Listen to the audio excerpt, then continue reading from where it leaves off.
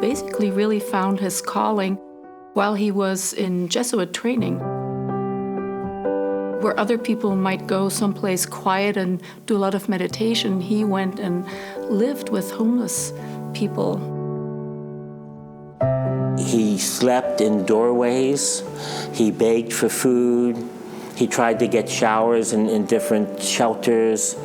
I know even one night he was a little scared for his life, living on the street.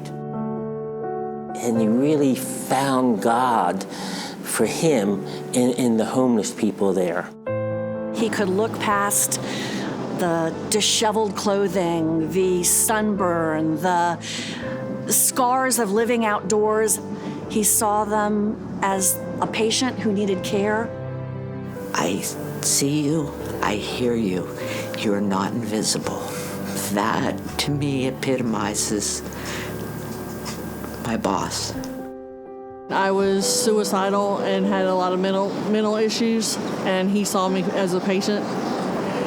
Just looking at him, you could just see that he cared. He really created the definition of a street psychiatrist working with the homeless population. I mean, he created that. That didn't exist before Dr. C. He really started our street outreach called the Hope Team, and he would go out with them and find individuals living in the woods, under bridges, on the beach, in campsites. One of the first things he used to ask people was, is there anything I can do for you? You know, that's kind of like how he opened the door. In fact, the joke was the best way to not attract Dr. Christensen would be to give him an air-conditioned office with a nice big window and a really pretty desk, because his most favorite place to work was behind the dumpster, up in the woods, on the doorstep, next to the garbage can. But wherever you would find somebody who was very sick and homeless and just so desperate, that's where he would be.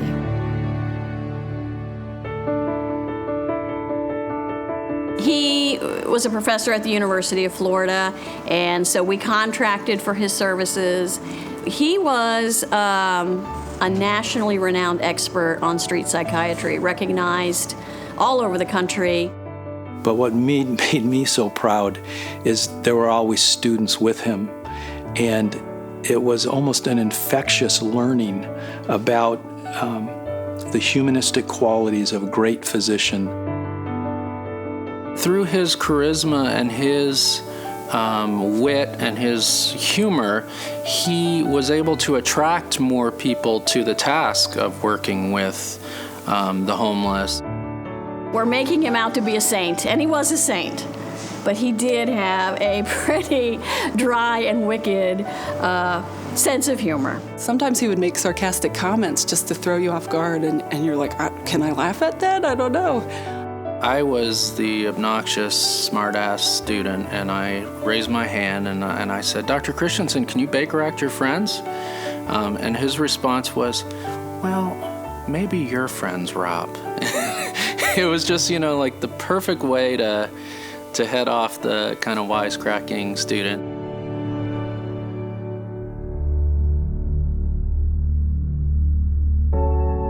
His wife, Kathy, worked with Habitat for Humanity.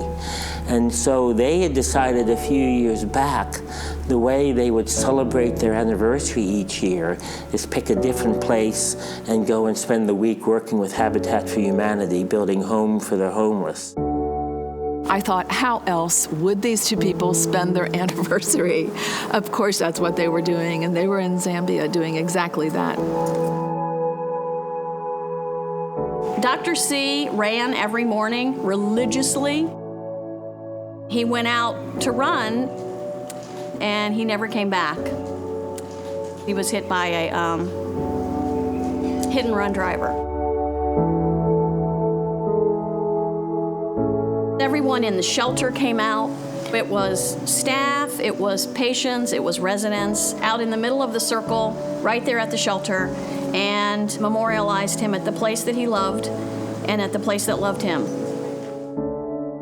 I get to hear from the patients themselves what he meant to them and how he affected their lives, and they just think the world of him. Some of them have said when I lost him, it was like losing my own father.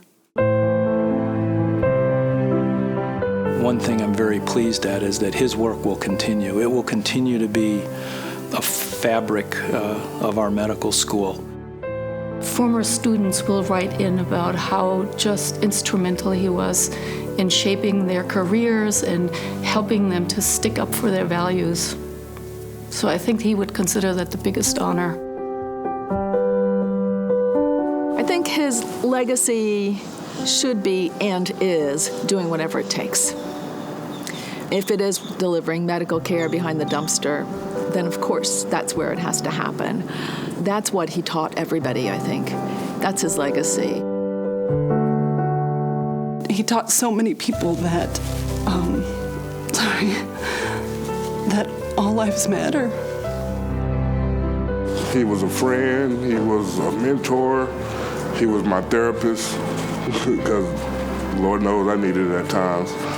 And he was just all around good guy. The sweetest, kindest man I've ever known. And the best doctor I ever had. Many, many people love Dr. C, and we miss him every day. He'd be patient about us grieving, but then he would also say, okay, now you know what you need to do, so go do it. How you can affect so many people on a scholarly level as a professor, as a researcher, as a doctor, but also as a man of the poor. How do you do all of that? I don't know anybody else. You know, we all say that we're replaceable, but some people really aren't replaceable. There will never be another Dick Christensen.